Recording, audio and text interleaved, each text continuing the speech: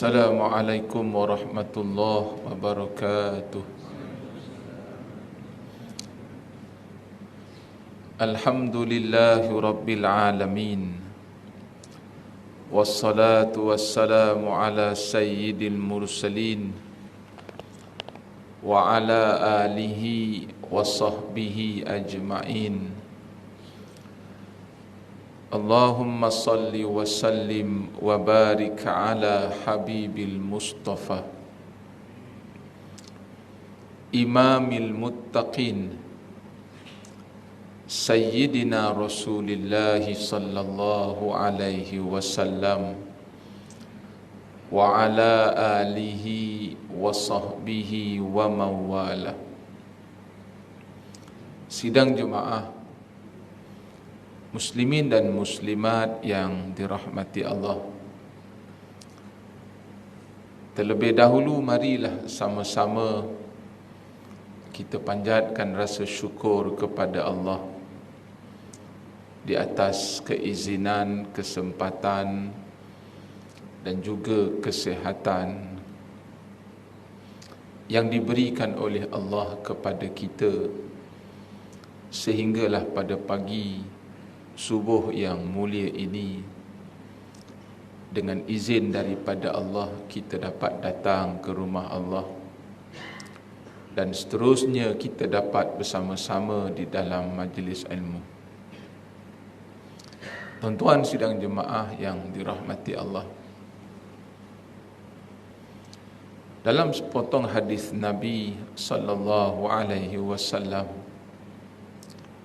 Nabi Adam menyebut man ruzika khamsa lam yuhram khamsa. Nabi kata, barang siapa yang Allah rezekikan kepadanya 5 perkara, nescaya dia akan dapat 5 perkara yang lain. Lam yuhram khamsa, nescaya tidak akan diharamkan untuknya 5 perkara yang lain. Maknanya 10 dia dapat. Perkara pertama kata Nabi, man ruzika syukra, barang siapa yang Allah rezekikan kepadanya sifat syukur, sifat untuk menjadi orang yang bersyukur. Itu rezeki itu sebenarnya. Syukur di sini maknanya kita bersyukur dengan sebenar-benar syukur, ya. Dalam erti kata, ketika kita sihat pun kita bersyukur, ketika sakit pun kita bersyukur. Sebab ada orang, dia hanya mula bersyukur ketika dia sakit. Dia bersyukur dengan apa? Dia akan bersyukur dengan sihat, apabila Allah uji dia dengan sakit. Dia syukur juga. Tapi syukur jenis ni tak jadi. Kita nak jadi orang yang benar-benar bersyukur ni, ketika sihat pun kita syukur. Jamiat Jisak, ya, Haji Wahab, ketika sakit pun kita bersyukur. Itu baru benar-benar orang yang bersyukur kepada Allah. Ketika kita masih lagi ada pasangan, kalau lelaki, kalau suami, ketika masih lagi ada isteri, kalau isteri, ketika masih ada suami, bersyukur. Ya. Masa dah tak ada nanti, baru kita rasa sunyi kehilangan dia. Saya ada seorang kenalan tau, dah tua dah dia, kaki pun sebelah je tinggal. Elok seminggu lepas isteri dia meninggal, saya datang berkuliah dekat tempat dia. Saya baca kitab kat situ. Saya baca kitab Muhimmah, cerita hal ehwal rumah tangga lah. Dia angkat tangan, dia pun mula bercerita, menangis dia. Dia kata, "Ustaz, saya ni baru seminggu kematian isteri. Dulu masa isteri saya masih hidup, yang pertama Ustaz, semenjak dah tua ni saya langsung tak sentuh dia." Haji Wahab, sentuh lagi tak? Haram sentuh. Haji Ishak pun sama. Colik pun tak ada. Jamil. Kalau tak nak sentuh betul-betul pun coliklah sikit-sikit gitu. Nanti menyesal. Ya. Saya ni Ustaz, marah dia satu hal, tengking satu hal. Kadang-kadang tu saya maki hamun dia Ustaz. Macam-macam saya sebut. Saya maki dia. Macam-macam orang tengah hangin, dia maki hamun. Tapi Ustaz, bila isteri saya dah meninggal, baru saya rasa sunyi. Saya mula rasa sayang, rindu dekat dia. Mulalah datang rasa menyesal, kenapa tak tidur sama, kenapa lama tak sentuh dia, kenapa saya boleh marah-marah, maki-maki hamun dia. Saya rasa macam menyesal Ustaz, rasa kesunyian. Sejujurnya dia kata, saya dah mula rasa sangat sayang dekat dia. Nampak? Tak jadi macam tu. Kita kena jadi orang yang benar-benar bersyukur. Masa dia ada, kita bersyukur. Seburuk-buruk dia pasangan kita. Ya? Berenang-renang masa dia minum air tu, berenang-renang misai dia dalam cawan tu. Gitu kan. Punya lama dia tak cukur janggut, tak potong misai. Sampai lebih divider tu kan. Mana satu bibir dia ni tak nampak kata. Seburuk-buruk dia, itulah suami kita. Dia gitu kan. Seburuk-buruk dia, itulah isteri kita. Syukur. Nanti dah tak ada nanti, baru kita rasa kehilangan dia. Nampak? Masa kita tengah berada di atas, syukur. Lambat laun kita pun tak tahu bila kita akan berada di bawah. Nanti baru kita rasa bersyukur, seronoknya duduk di atas. Jadi bila kita dah duduk di bawah, baru rasa nak bersyukur, itu tak jadi. Faham ya? Kerana itu Nabi kata, man ruzika syukra, barang siapa yang Allah pilih dia untuk menjadi orang yang benar-benar bersyukur. Tuan-tuan, antara isteri kesayangan Nabi ni adalah Sayyidatina Khadijah radhiyallahu anha. Ada riwayat yang mengatakan perkahwinan antara Nabi dengan Khadijah ketika itu usia Sayyidatina Khadijah 40 tahun dan usia Nabi ketika itu 25 tahun. Walaupun ada riwayat mengatakan sebaya, tapi riwayat yang masyhur mengatakan beza 15 tahun. Dan ada riwayat mengatakan bahawasanya Nabi Muhammad itu adalah suami yang ketiga Sayyidatina Khadijah. Maknanya Sayyidatina Khadijah pernah berkahwin 2 kali. Dan suami dia yang ketiga adalah Nabi. Tapi itu bukan menjadi penghalang untuk dia menjadi isteri yang benar-benar menyayangi suami dia. Sayang sungguh Khadijah dekat Nabi. Dan Nabi pun begitu sayang sungguh dia kepada Khadijah. Sehingga berlaku satu hari ketika Nabi sampai pulang ke rumah, Nabi dapati Sayyidatina Khadijah sedang menyusukan Fatimah. Lalu Sayyidatina Khadijah berhasrat untuk berhenti daripada menyusukan Fatimah, semata-mata dia nak sambut kepulangan Nabi. Lalu Nabi kata, tak apa, jangan, teruskan menyusu. Sehingga selesai Khadijah menyusukan Fatimah,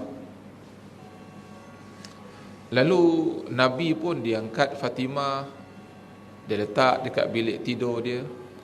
Lalu Nabi pun pergilah rapat dengan Khadijah, dan Nabi baring di atas peha Sayyidatina Khadijah. Nabi baring dekat atas riba Khadijah. Saya nak tanya ni, kita pernah tak buat macam tu, Haji Ishak? Ada Haji baring kat atas riba isteri? Rimas atas tu. Haji Hamid, ada baring tak atas riba isteri? Bukan biar. Nabi buat. Kalau kita ambil riwayat mengatakan Khadijah lebih tua daripada Nabi, maknanya pada ketika tu takkanlah hari ni kahwin esok dapat Fatimah, kan? Taklah. Betul tak? Maknanya mungkin peristiwa itu berlaku di kala umur Khadijah sudah mencecah 50-an. Nabi balik dia ke rumah, dia baring letak dekat atas riba isteri dia Khadijah. Dan isteri pun kalau suami nak baring kat atas riba, janganlah marah. Mungkin dia nak manja. Kadang-kadang orang lelaki ni makin tua makin manja. Makin dia tua makin dia nak manja kadang-kadang. Pasal tu kadang-kadang orang lelaki ni cepat, dia bila dia tua dia sensitif. Kan? Cubalah masak, letak kurang gula, kurang garam, marah dia. Satu ketika Nabi pernah bercerita kepada Khadijah. Dia kata, wahai isteri, mungkin dia panggil sayang lah kot, wallahu alam lah. Yang kata tu, abang ni ada masalah ni, abang muskil, dia kata. Abang tak tahu macam mana nak bezakan yang datang jumpa abang tu malaikat ke jin. Dia cerita dekat Khadijah. Saya pun gunalah istilah sayang dengan abang, itu yang biasa kita guna, kan? Takkanlah kita nak guna bahasa skema, wahai Khadijah. Skema sangatlah benda tu, kan? Lalu bila Khadijah dengar luahan daripada suami dia, Nabi muskil, yang datang jumpa dia tu malaikat ke jin. Lalu Khadijah pun kata begini dekat Nabi, bang, nanti kalau dia datang lagi jumpa abang, abang duduk dekat atas riba saya belaki. Tengok tu, Khadijah panggil Nabi, nak ribakan Nabi je. Lalu memang sungguhlah Nabi kata, yang dia datang. Lalu Khadijah pun panggil, bang, mari sini bang, mari sini, duduk atas riba belah kiri saya. Nabi pun duduk, Khadijah peluk. Tengok tu macam mana Khadijah layan dia. Jadi isteri dia peluk dia. Lalu Khadijah tanya, bang, macam mana, ada lagi tak? Dia ada lagi depan ni. Tak apa bang, kata Khadijah, sekarang abang duduk atas riba belah kanan saya pula. Dia tak halau, menyusah ke tak ada. Nabi pun berpindahlah, duduk dekat atas riba kanan Khadijah. Bila Nabi duduk, Khadijah peluk Nabi. Lalu Khadijah tanya, bang, dia ada lagi tak? Nabi kata, ada lagi tu depan tu. Okey, kalau macam tu abang pergi kat belakang saya. Nabi pun pindahlah ke belakang. Nabi peluk Khadijah pula di belakang. Tengok kasih sayang tu wujud, kan? Bila Nabi peluk Khadijah dari belakang, Khadijah tanya lagi, dia ada lagi tak? Lalu Nabi kata, dia ada lagi depan tu. Macam ni lah bang. Khadijah pun buat satu keputusan, dia tanggalkan tudung dia. Bila dia tanggalkan kain tudung dia, dia tanya dekat Nabi, bang, dia ada lagi tak? Nabi kata, dia dah lari dah, dia tak ada dah. Lalu Khadijah pun kata, bang, kalau macam tu bang, memanglah yang datang jumpa abang tu benar-benar malaikat. Nabi tanya, kenapa pula? Sebab dia kata, malaikat dia takkan tengok aurat wanita. Yang suka tengok aurat wanita ni jin je. Sebab tu kalau ada manusia suka tengok wanita, itu jin itu. Ada gitu.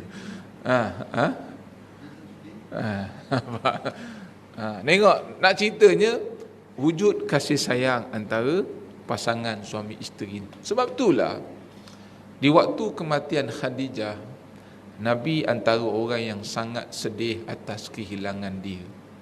Bahkan ada riwayat mengatakan Nabi menangis sampai jatuh air mata Nabi di atas pipi Sayyidatina Khadijah. Kenapa? Sebab Khadijah ni, dia seorang wanita yang sangat kaya sebelum dia berkahwin dengan Nabi. Tetapi apabila dia mempersuamikan seorang Nabi, bukan atas paksaan, atas kesanggupan dia untuk berkorban demi agama. Dia wakafkan kesemua harta-harta dia untuk kerja-kerja dakwah Nabi. Habis. Sehingga sebelum dia menghembuskan nafas yang terakhir, dua pesanan dia kepada Nabi. Bang, nanti kalau saya mati, saya harap abang kapan saya dengan kain serban abang. Ini yang buat Nabi sedih. Daripada seorang wanita, jangan kata kain serban, macam-macam benda dia boleh beli kan. Tapi tak ada apa dah, melainkan dia minta dekat Nabi, tolong kafankan saya dengan kain serban abang. Dah tak ada apa dah.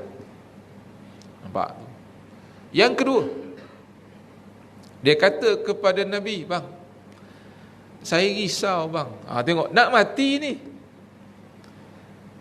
Saya risau kalau lepas saya dah mati nanti, bila abang pergi berdakwah, abang jumpa longkang, abang jumpa sungai yang tak ada titi, yang tak ada jembatan, macam mana abang nak melintas? Tengok, fikir seorang isteri pada suami sampai nak mati. Jadi bang, saya risau macam mana abang nak melintas longkang tu, macam mana abang nak melintas jembatan tu kalau tak ada, sungai tu kalau tak ada jambatan. Macam inilah bang, kalau ketika tu abang susah, abang korek balik kubur, korek balik jenazah saya ni, abang ambil lah tulang-tulang saya untuk dijadikan jembatan. Tengok tu. Hal inilah yang menyebabkan sangat sedihnya Nabi di atas kematian isteri. Nampak? Yang kita nak muzakarahkan pagi ni, tengok syukurnya Nabi terhadap keberadaan isteri dia, Sayyidatina Khadijah. Dia menangis tu bukan dia tak boleh terima kehilangan isteri. Mungkin Nabi menangis ni di atas kepuasan dia. Puasnya dia sebab dia sangat-sangat bersyukur di atas keberadaan isteri kesayangan dia. Sebab tu tuan-tuan, Nabi kata, barang siapa yang benar-benar bersyukur, yakni bersyukur kepada Allah, lam yuhramiz ziyadah, nescaya tidak akan diharamkan untuknya apa-apa kelebihan dan penambahan. Allah akan tambah, Allah akan beri kelebihan kepada dia. Kalau dia dah seronok, Allah akan tambah seronok itu pada dia. Kalau dia dah bahagia, Allah akan tambah lagi kebahagiaan itu pada dia. Kalau dia sihat, Allah akan tambah lagi kesihatan itu kepada dia. Dengan syarat, Nabi kata, belajarlah jadi orang yang benar-benar bersyukur kepada Allah. Faham je? Itu yang pertama. Syukur. Kita dapat datang ke surau pagi ni bukan sebab kita sihat, tapi kena syukurlah. Kita dapat datang ke surau pagi ni dengan izin Allah, bukan dengan sebab sihat. Saya nak tanya tuan-tuan, kalau kita kata kita datang ke surau pagi ni sebab kita sihat, takkan ramai ni je orang yang sihat dekat sini?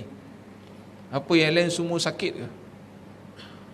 Kalau kita kata datang ke surau pagi ni sebab sihat, Menunjukkan yang kita datang ke surau pagi ni bukan sebab sihat, sebab Allah pilih kita. Jadi syukurlah.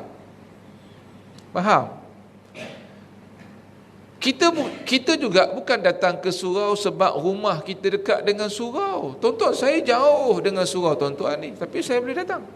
Sebab kita datang ke surau dengan izin Allah. Ada orang rumah dia jauh daripada surau, dia boleh datang. Ada orang rumah depan surau, tak boleh datang. Sebab Allah Ta'ala tak pilih dia. Sebab Allah Ta'ala tak izinkan dia. Oleh itu, apa yang sebenar perlu kita buat? Syukur. Bila kita bersyukur, nanti Allah bagi lagi. Macam-macam hal Allah boleh bagi. Dia tak bagi yang ni, dia bagi yang ni. Macam-macam hal, macam-macam cara Allah Ta'ala boleh tambah, Allah Ta'ala boleh bagi lagi. Nampak Haji? Yang penting dia punya clue dia punya kaedah dia, syukur. Jangan tak bersyukur. Sikit bersyukur, banyak bersyukur, ada bersyukur, tak ada bersyukur, susah, senang syukur, sihat, sakit syukur. Gitulah. Okey? Itu yang pertama.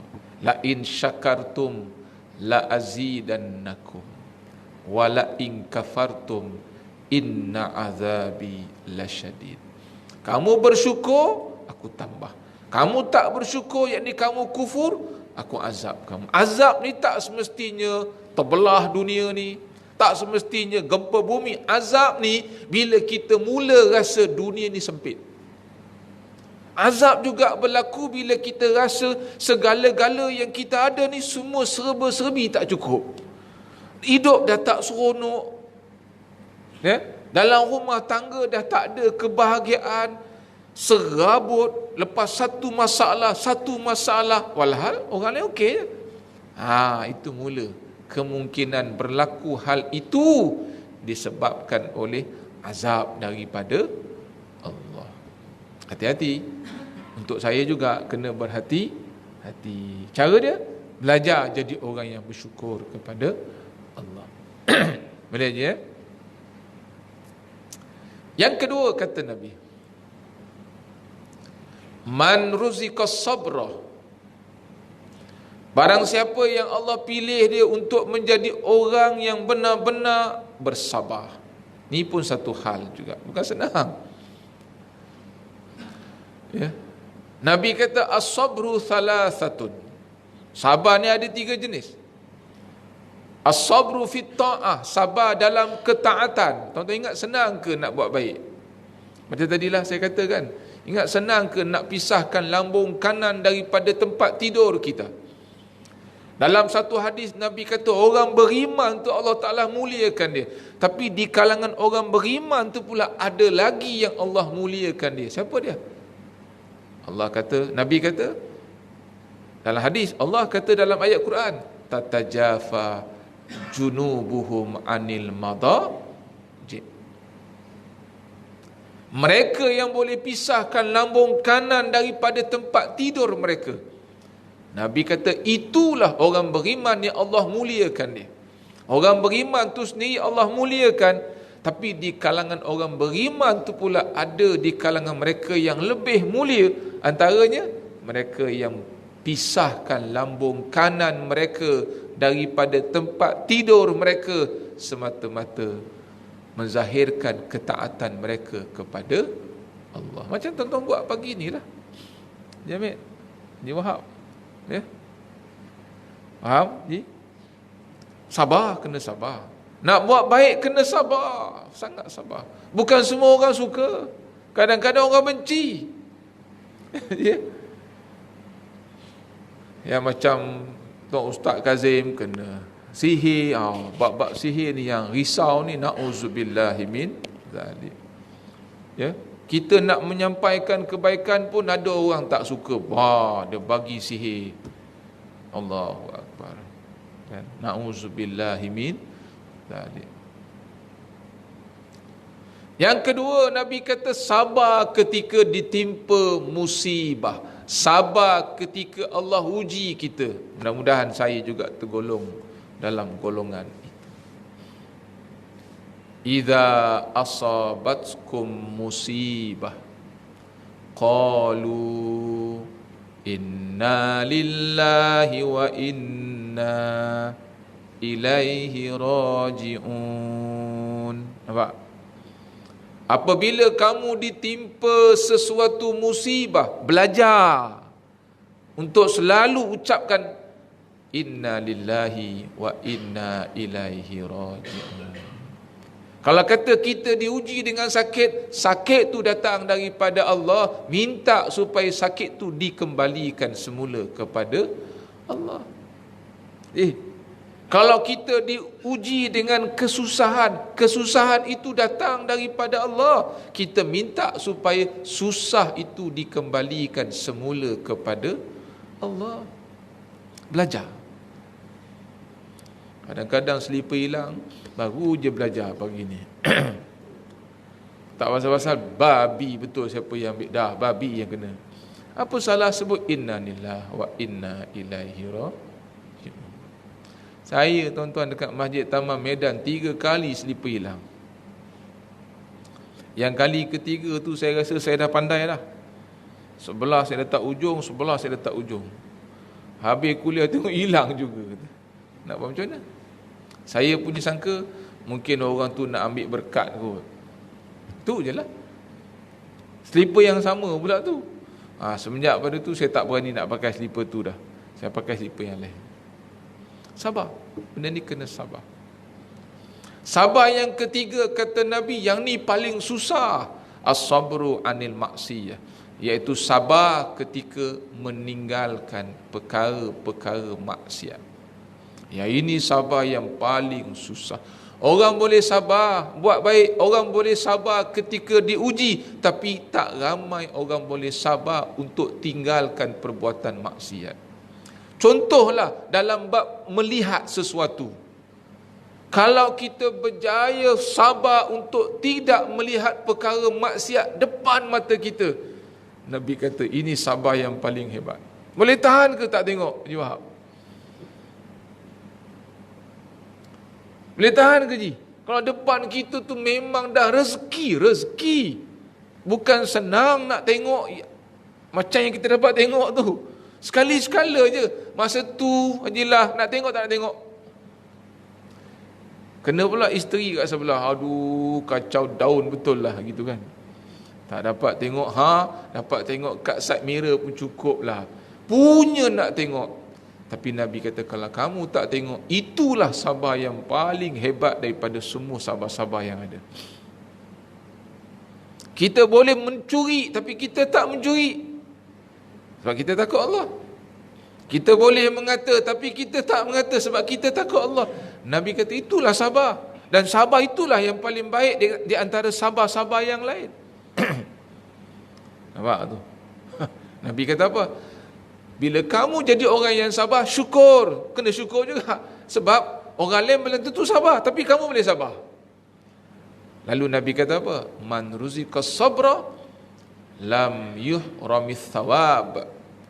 Barang siapa yang Allah pilih dia untuk menjadi orang yang sabar, maka nescaya tidak akan diharamkan untuknya apa-apa pahala. Bahkan pahala yang Allah beri kepada orang yang sabar adalah tidak terhitung banyaknya. Banyak pahala. Orang ikhlas dapat pahala, orang jujur dapat pahala, orang amanah dapat pahala, orang istiqamah dapat pahala, orang sabar dapat pahala, tapi pahala dia lebih banyak daripada pahala yang tadi itu. Ini kelebihan dia. Jadi sabarlah sikit. Tak lama kuliah kita. Sebelum 7.30 kita habis. Faham je? Okey, sabar. Yang ketiga. Yang ketiga ni kita gabungkan dengan yang keempat. Nabi kata man ruziqat taubah. Barang siapa yang Allah pilih untuk dia tu menjadi orang yang sentiasa bertaubat. Taubat ni tahu kan? Kembali ke pangkal jalan. Itu taubat. Kita U-turn balik. Kita menyesal. Itu taubat. Allah. Giling apa? Allah. Kenapa aku buat macam ni? Gitu. Kenapa aku marah? Kenapa aku maki? Macam tadi Haji tadi kan? Kenapa aku tengking? Kenapa aku maki hamun bini aku? Dia menyesal. Itu taubat. Itulah taubat. Menyesal aku buat benda ni. Kalau aku tahu aku tak buat. Itulah taubat. Cuma sebagai seorang Muslim, kita diajar. Yang keempat, bila kita dah datang rasa menyesal, maka diiringi pula man ruzikal istighfar. Kita iringkan pula dengan istighfar, yakni minta ampun. Bila dah menyesal, jangan terhenti dekat menyesal tu, tak jadi. Bila kita dah menyesal, disusuli dengan istighfar, yakni kita minta ampun. Allahu Akbar. Ya Allah, ampunkanlah dosa aku, ya Allah, gitu. Ataupun astaghfirullahalazim.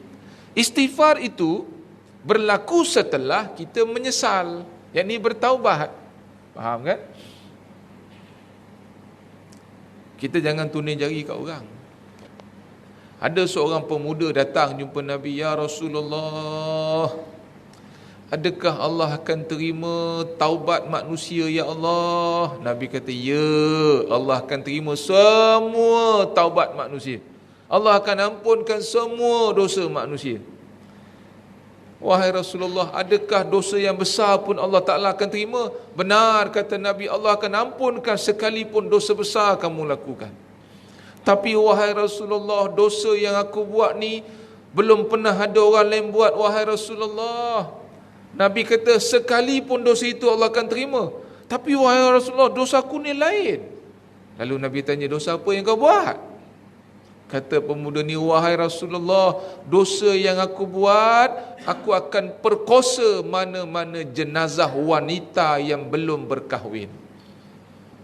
Masih hidup tak dapat, dah mati bolehlah janji dapat. Gitulah.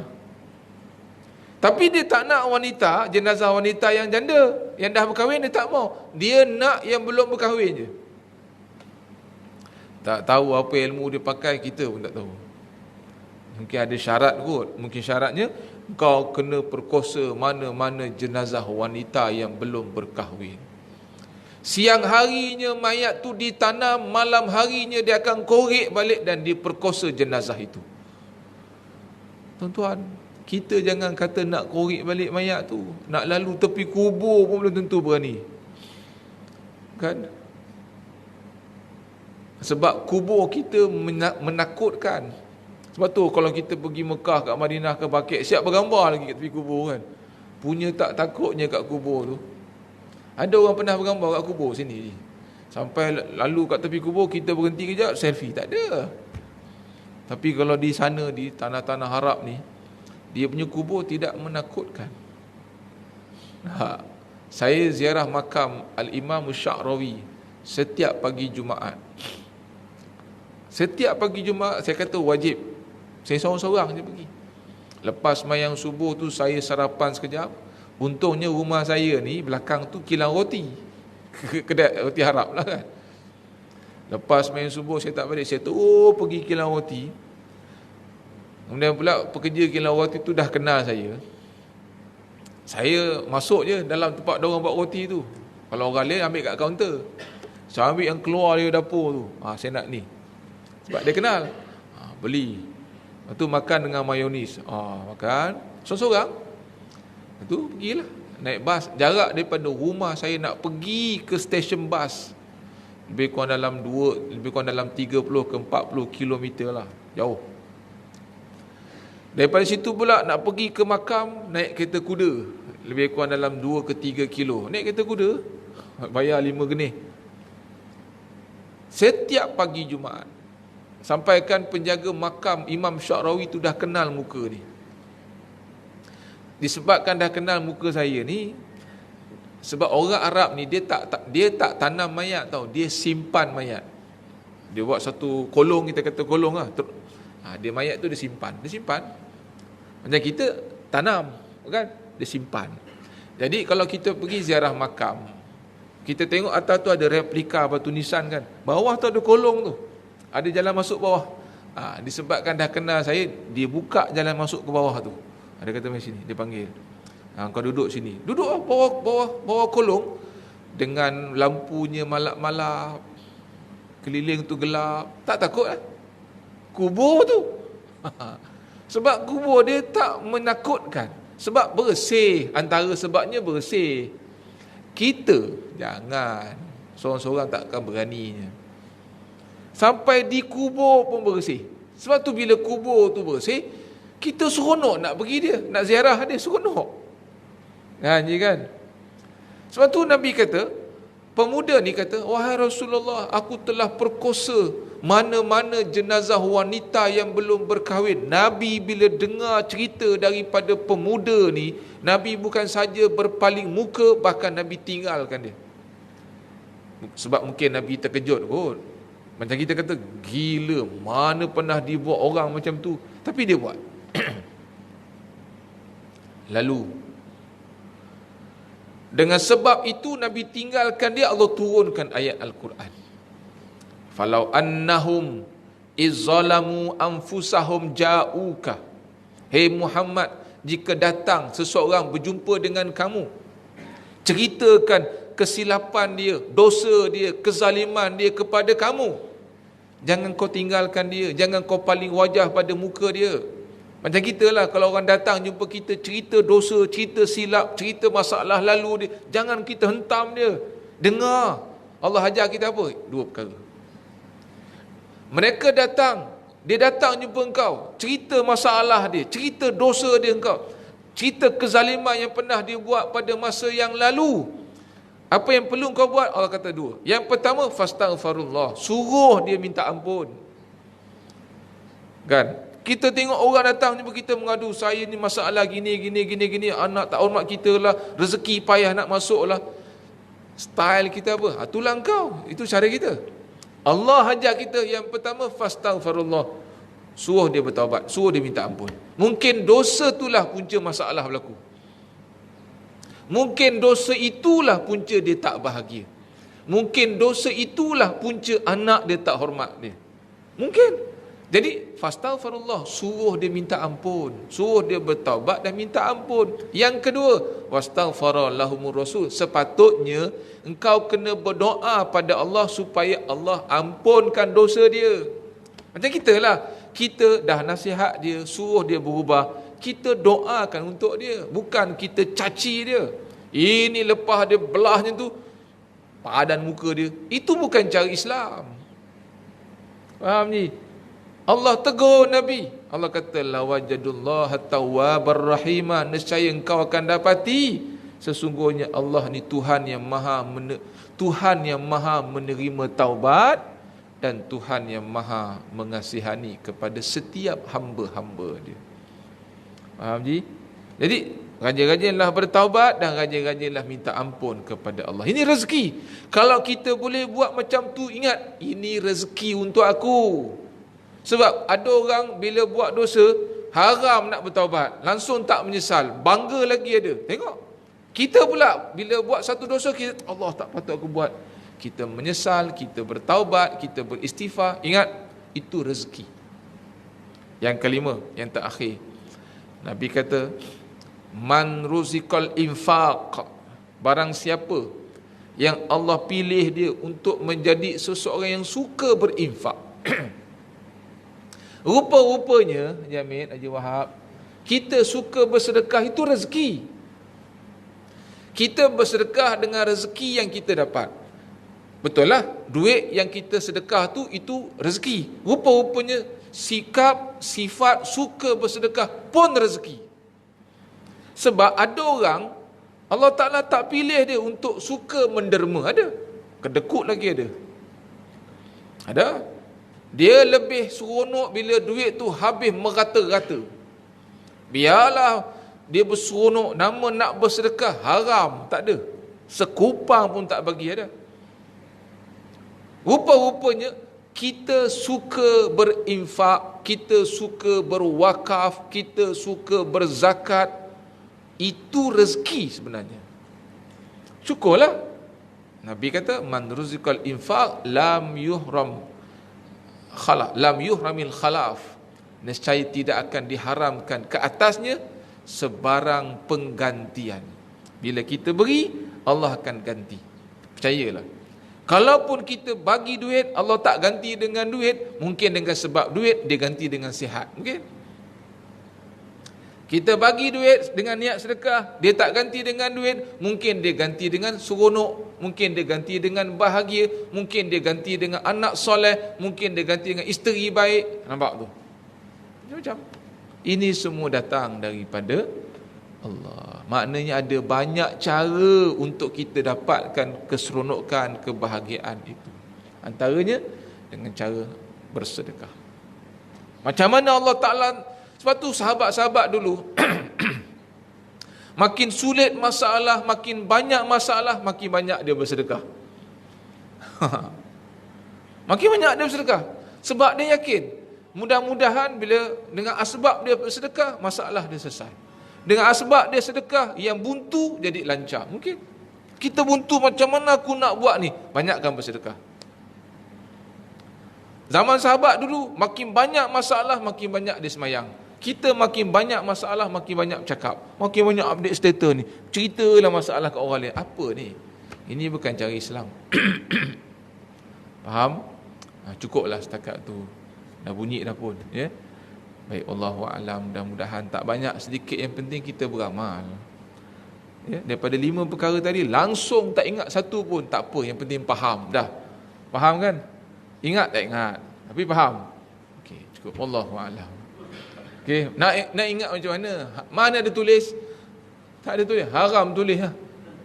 Sebab tu saya kata tak ingat tak apa, yang penting faham. Okey, wallahu a'lam. Saya rasa nanti kita jumpa Ramadan kot. Jadi saya nak ucapkanlah selamat menyambut Ramadan, ya. Rupa-rupanya hari ini dah masuk Syakban dah. Saya punya leka. Tadi bila imam doa, Allahumma barik lana fi Syakban. Dah Syakban rupanya. Sekejap, tuan-tuan, bulan Syakban ni antara bulan yang manusia akan abaikan dia. Ya, orang akan bila datang Rejab, orang excited dengan Rejab. Sebab dalam Rejab ada nisfu Sya'ban, dalam Rejab ada Isra' Mi'raj. Dalam Ramadan ada puasa. Bila mari Syakban, orang suam-suam kuku. Ingat, bulan Syakban ini adalah bulan annual report kita dihantar. Orang panggil laporan tahunan kita dihantar dalam bulan ni. Setahun punya beramal ni bulan ni. Bila? Wallahu a'lam. Ada yang kata nisfu Syakban, ada yang kata awal Syakban, ada yang kata penghujung Syakban, ada yang kata pertengahan Syakban. Tapi bulan Syakban ni bulan di mana kita punya annual report kita. Jelah malaikat ni, malaikat akan angkat kita punya amalan tahunan kita dalam bulan ini. Sebab tu dalam bulan ni kita kena lagi dan lagi giatkan kita punya kebaikan kita tambah. Okey, walaupun bulan ini adalah bulan yang ramai manusia biarkan dia berlalu. Sebab orang dah mula buat persediaan untuk Ramadan. Macam saya dah sibuk dengan kurma, lagi bertambah sibuk. Jadi kita dah tak berapa nak ambil berat pasal Syakban. Walhal bulan inilah sepatutnya kita kena lebih. Sebab ini bulan di mana semua amalan kita akan diangkat. Kita ada laporan harian, kita ada laporan mingguan, kita ada laporan bulanan. Ingat, ini laporan tahunan. Assalamualaikum warahmatullahi wabarakatuh. Allahumma zidna ilman nafi'ah. Allahumma ja'al jam'ana hadha jam'an marhuma wa tafarruqana min ba'dihi tafarruqan ma'suma.